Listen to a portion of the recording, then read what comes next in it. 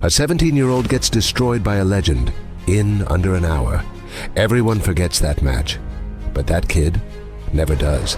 Roger Federer rises. Little by little, the hunter becomes the hunted. The student becomes the master. He wins everything, becomes world number one, untouchable, no resistance, or so it seems. Because just when perfection looks invincible, the old king decides to dance one last time. This is the story of a fight for the crown, of one man who refuses to let go. Can experience stand up to perfection? Basel, 1998. Their very first meeting? It was almost unfair. World number 8 versus world number 396. Andre Agassi, former world number 1, a living legend, against a skinny, baby-faced 17-year-old Swiss wildcard playing just his third ATP tournament ever, thrown straight into the lion's den in his hometown against Agassi. Federer showed flashes, clean forehands, fearless shot-making, tiny glimpses of the genius still buried inside him. But the match itself? Over in under an hour. Yet there was one moment everyone remembers. A fan yells from the stands, Agassi for president! Agassi for president. The crowd laughs. Agassi smirks, loses focus for just a second. Federer doesn't even blink. Steps up. Boom. Ace. And right there, in that tiny moment, you could feel it. This kid isn't normal. Fast forward to 2001. Everything had changed. Roger Federer already knew what winning felt like. His first ATP title, his first top 10 scalps, and the seismic shock that echoed around the world when he ended Pete Sampras's reign at Wimbledon. The tennis world was buzzing. Who is this guy? Andre Agassi knew exactly who he was. US Open, 4th round. The anticipation was huge, but Agassi ran into one of those days when the footwork is razor sharp, the timing perfect, and the ball obeys. On the faster hard courts of that era, Federer still hadn't fully figured out how to unleash his all-court game against Agassi's elite return. 1 hour and 23 minutes later, 6-1, 6-2, 6-4. I tell you, people forget that Roger was just a straight serve volleyer for a couple of years early on in his career, and he played me at the Open just serve volleying. I mean, I was like, thank you. This was the last time Roger Federer was ever caught unprepared. From that moment on, the script was about to flip. Their next clash, this wasn't just another match, it was a final, a big one. Miami, 2002. Roger Federer was still just a kid by tennis standards, but the hype was already impossible to ignore. On one side, Andre Agassi, the veteran king chasing his 5th Miami title and career win number 700, a legacy milestone. On the other, Roger Federer, playing the biggest final of his young life, arriving with a stat that turned heads across the tour. He hadn't been broken once all tournament. This wasn't a promise anymore. This was a reality knocking on the door. And Federer starts like he belongs. First game, he breaks Agassi immediately. No nerves, no hesitation, just belief, but he can't lock it in. Agassi responds the only way he knows how, with those legendary returns. Andre closes the first set with a vintage passing shot, breaking Federer 3 times in total. Cold, efficient, a masterclass. Federer, maybe feeling superstitious or just searching for anything, switches shirts from white to bright orange. The flashes are still there, the talent, the touch, the creativity. But in the biggest moments, the precision isn't there yet. Agassi owns those moments. He doesn't hit harder. He doesn't do more. He just misses less and chooses better. 2 sets to love. Federer switches again, back to white. And finally, something clicks. As he searches for the balance between attacking and not giving points away, Roger lets his arm go. A stunning backhand seals the 3rd set, the first set Federer has ever taken from Agassi. Suddenly the stadium feels different. The question hangs in the air. Could he actually fight for this title? Orange shirt again. Fourth set. Federer breaks early. He can smell a fifth, but in a brutal, defining burst, Agassi finds life. The wind shifts, the nerves tighten, and the champion resurfaces. Andre empties the last drops from the tank, pushing that defiant body into overdrive. Federer lets the window slip. Agassi wins the last 4 games, closing it in 4 sets, far tighter than the scoreboard suggests. In tennis, some points are worth more than others. Federer won points. Agassi won the moments. The American claims his 5th Miami title. His expression at the end says everything. Relief. He knew how close it had been. And for Roger Federer, the potential was undeniable. He just needed a few adjustments. And yes, he would make them very soon.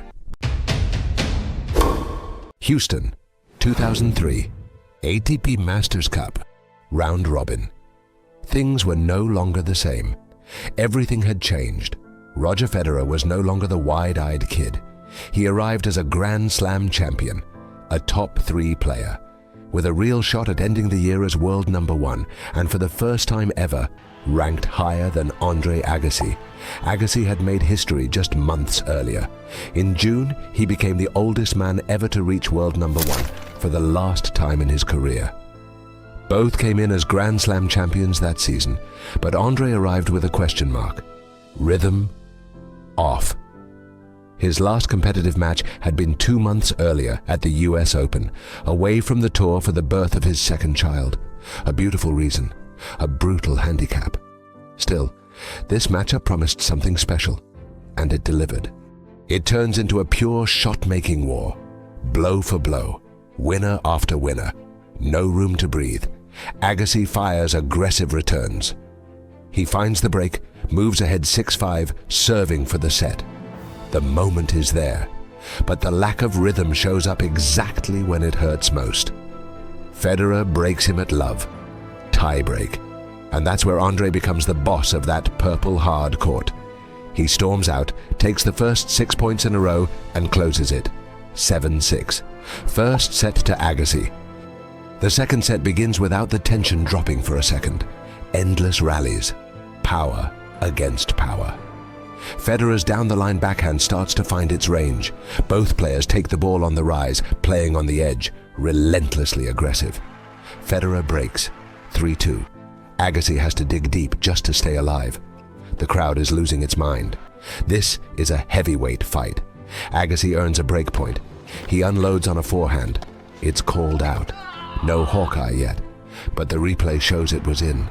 Federer survives. Emotion spills everywhere. Roger closes the set 6-3.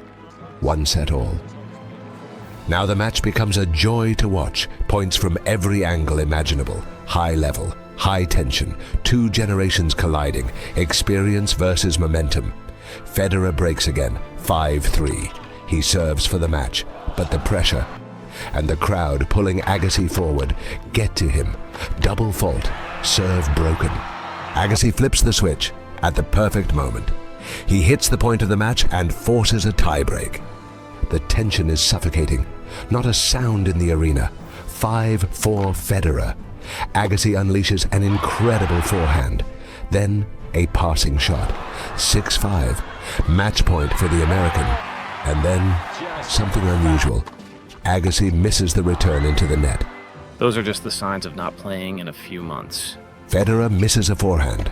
Second match point. But Roger erases it with a forehand on the line. Unforced error from Agassi. Match point Federer. Andre comes to the net. He attacks. And then, passing shot. Roger Federer. He celebrates. His first ever victory over Andre Agassi. And in Houston, Andre realizes something unsettling. There's a problem. An immense talent. Hungry. Ready. Poised to start his reign. And just days later, they would meet again. This time, in the final. ATP Masters Cup final, After that first win in the round robin, something had shifted. Roger Federer wasn't just winning matches anymore, he was becoming convincing. He walked into the final as the warm favorite, and he made sure Andre Agassi felt it immediately. From the very first serve, Federer was in superb form. Clockwork precision, stylish aggression, every shot landing exactly where it hurt most. Agassi searched for answers, but against that Swiss precision, he didn't find any. 6-3 Federer. The second set followed the same script. Federer dominating every aspect of the match: serve, baseline, net. And Agassi? He could only look up at the dark clouds rolling overhead and pray for rain. Down 6-3, 2-love, love 30, Agassi's prayers were answered. A torrential downpour. Play stopped. Spectators ran for cover, players disappeared into the locker rooms, but the real storm didn't come from the sky. It came from Switzerland. When play resumed, Federer unleashed everything. He wrapped Agassi in a bagel. By the third set, the reality was impossible to ignore. Federer, 11 years younger, had fresher legs, sharper shots, clearer ideas. This wasn't just a win. This was a changing of the guard. Federer finished it off with a thundering ace. 6-3, 6-love, 6-4. Total domination. Who would have thought that today was my easiest match of the week? Man, you're an inspiration to watch you move and play, and you're going to make me better next year, so thanks for that. This is where it all began. Prime Federer was born here. The Swiss Express had left the station. Next stop, the Fed era. But Andre Agassi wasn't done standing in his way just yet. Indian Wells, 2004, semi-finals. It's their 5th straight meeting on American soil. But this time, that history doesn't seem to bother Roger Federer at all. The reigning Wimbledon and Australian Open champion arrives having won 25 of his last 26 matches. World number 1. And surprisingly, without a coach.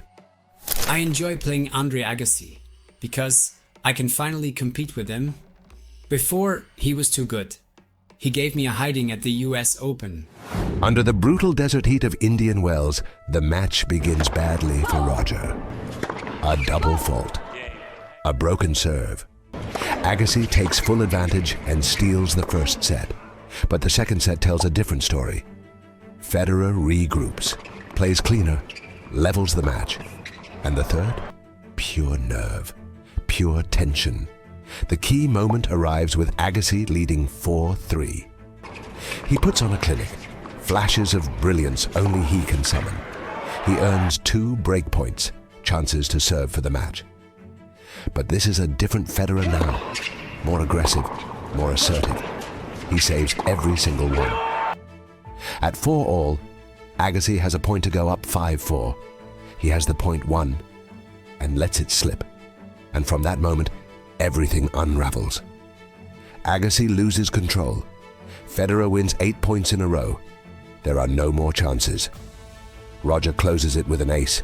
I think he's proven himself to be a cut above everybody right now. Incredible credit where it's due. At nearly 34 years old, the oldest player on the ATP Tour, he's still competing at the absolute elite. With this win, Federer levels the head-to-head. The Swiss Express was accelerating, match by match, faster, sharper, unstoppable. And one question lingered over this rivalry. Could Andre Agassi stop it? US Open, 2004, quarterfinals. Throughout the entire season, Andre Agassi had been the center of every conversation, all year long, especially after his collapse at Roland Garros. Andre, just assess the chances of you coming back here as a player next year. Just don't know. I mean, I don't know. It's a year away, and that's a long time for me right now. Chances get less every year, for sure. If Agassi lost, retirement rumors. If Agassi won, the same rumors. Everyone talking about the end, but the American still had plenty left to say. This was the last US Open ever played on green courts, and for this one, the tennis world stopped. Agassi didn't come to New York to say goodbye. In his mind, this wasn't nostalgia. I tell reporters that I think I have a shot at winning this whole thing. They smile as if I'm demented. Arthur Ashe Stadium wasn't ready for tennis. It had rained all day. The seats were still wet, the air was heavy, but the show had to go on. Roger Federer opened like he wanted to end the match before the weather changed its mind. Aces flying. Pure authority. Agassi did what Agassi always did. Stood right on top of the baseline and dared Roger to miss. But the strategy had cracks. After a series of attacks, he finally missed one. Federer gets the break. From there, with aggressive direct tennis, Roger seals the first set 6-3. Roger was the first guy I ever played against where I could hit a ball exactly how I wanted. I knew it, and I still didn't feel safe. In the second set, Agassi decides to take risks. His aggressive ball striking gives him the edge. In the very first game on Federer's serve, he pressures him like never before. Early break. Arthur Ashe comes alive. Agassi holds firm and closes the set with a double break, finishing it with a forehand winner. 1 set all. The third set is where the match turns cruel. Agassi has momentum. He's neutralizing Federer's serve. He has 2 breakpoints in Roger's opening service game, but he can't convert. Big serves save the Swiss. No breaks. No breathing room. Agassi holds with authority, attacks the net more. The entire set feels like it's leaning his way. And then, at 5-all, the smallest wobble becomes fatal.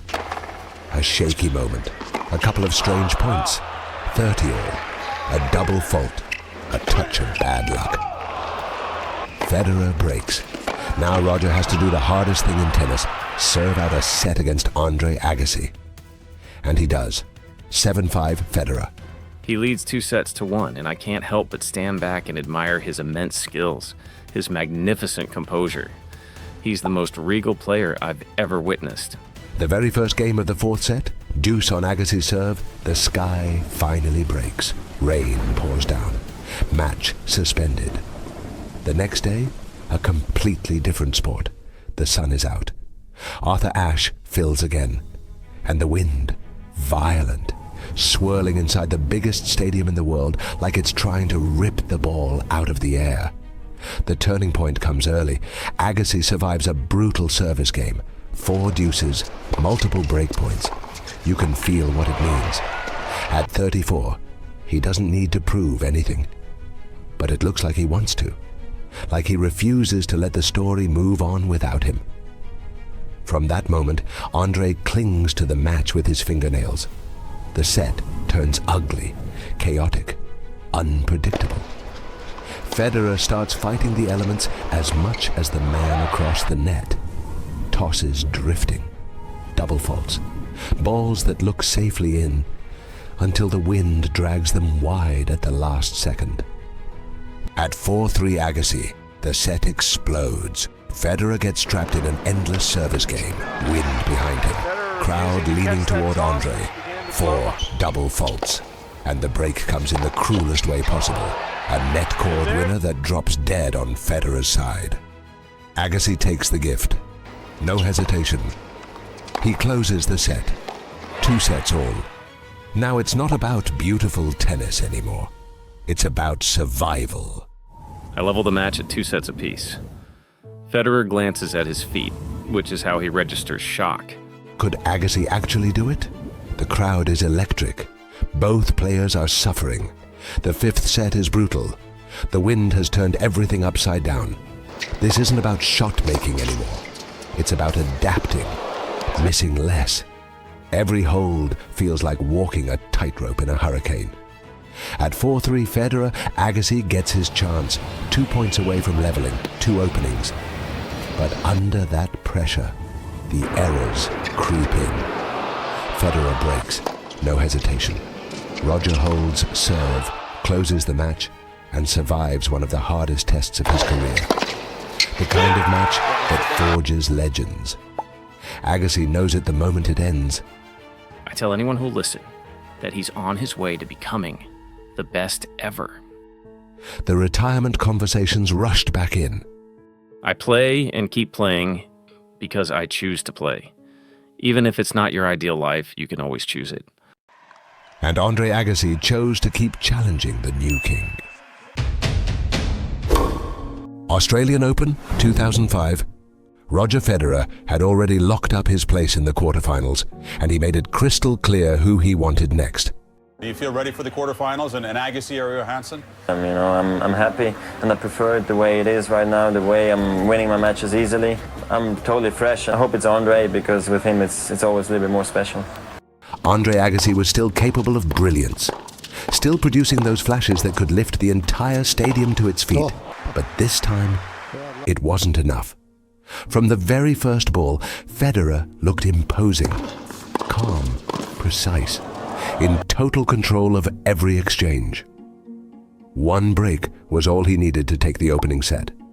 When Agassi lost his serve again in the very first game of the second, the danger became obvious. Federer held firm. Second set secured. Then came the moment that told the real story. Federer broke again at the start of the third, and suddenly the fight felt different. Not because Agassi stopped believing, but because the answers simply weren't there anymore. Like the rest of the tour, Andre was now facing a version of Federer with no weakness to attack. Every angle covered, every shot dialed in. Federer closed it in straight sets, his 26th consecutive win. Not dramatic, not chaotic, just inevitable. I can't win a set. He dismisses me like a teacher with a dense pupil. He makes me feel my age. When I look at him, I remember that I've been around since the days of wooden rackets. Next stop, Dubai, and Federer was flying. Everything was clicking. He was in that rare tennis flow where even the most ridiculous shots land exactly where they shouldn't. Effortless, untouchable. Against Agassi, this wasn't a battle. It was a demonstration. 6-3, 6-1. Over in under an hour. A pure clinic. Then back to Agassi's territory. Miami, 2005. Semi-finals. Maybe here, the crowd could help. Maybe here, Andre could fight again. And for a moment, it looked possible. At 4 all in the opening set, Agassi was right there. An ace from Federer is called in. Andre knows it's out by a mile. But the call stands. Federer holds 5-4. Andre keeps resisting. Flashes of genius, timing, instinct, but it isn't enough. Federer takes the set. In the second, Agassi surges again. At 3 all, he earns 3 break points. 3 real chances. But the Swiss Express doesn't slow down. Federer erases them all. Agassi creates more chances. Roger shuts the door again.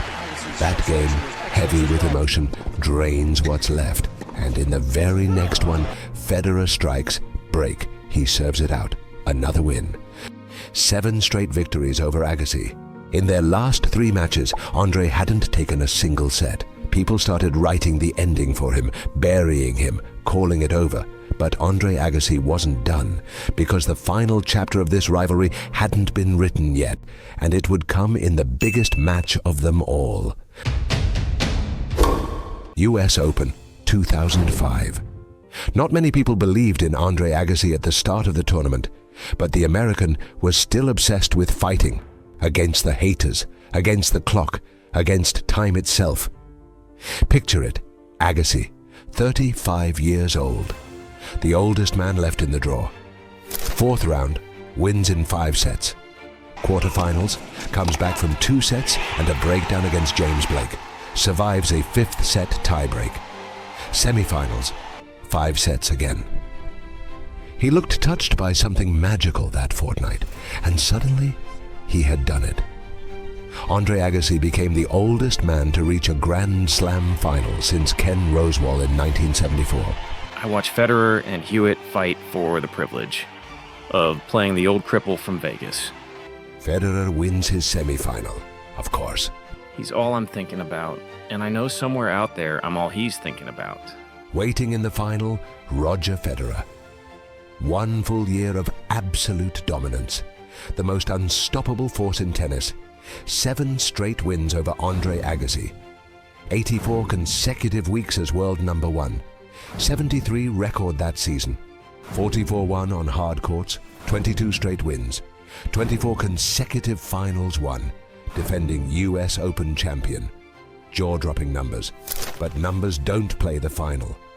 Yeah, different for sure, you know, because he's from America. This is it at the US Open, so this is even more special. We've played on some big occasions as well, but this is for sure the highlight for me. The final fans had been dreaming of.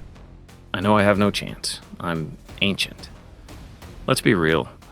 My only hope is if it goes 3 or 4 sets. If it's a fast match, where conditioning doesn't come into play, I might get lucky. US Open Final. Arthur Ashe Stadium. First impressions matter.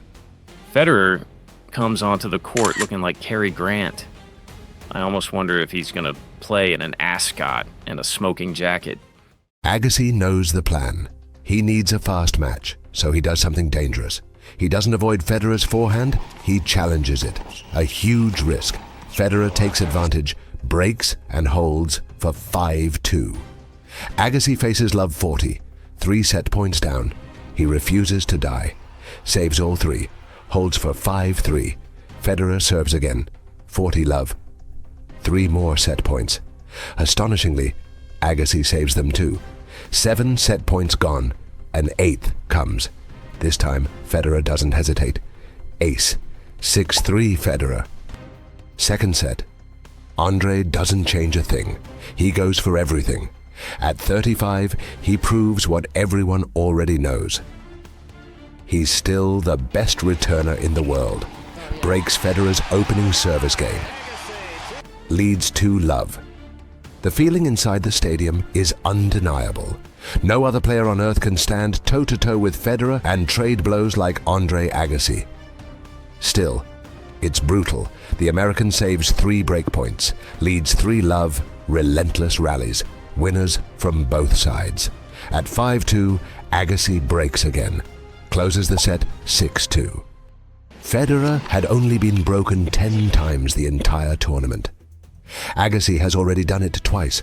Roger is more powerful. The American is more efficient. And the crowd is fully behind Andre. With immaculate timing, lightning-fast hands, and an uncanny ability to read the ball early, Agassi is doing the impossible. He's pulling Federer out of his comfort zone. The Swiss starts to rush. At 3-2 Agassi, 3 break points. Big serves save the first 2. On the third, another stunning return. Break.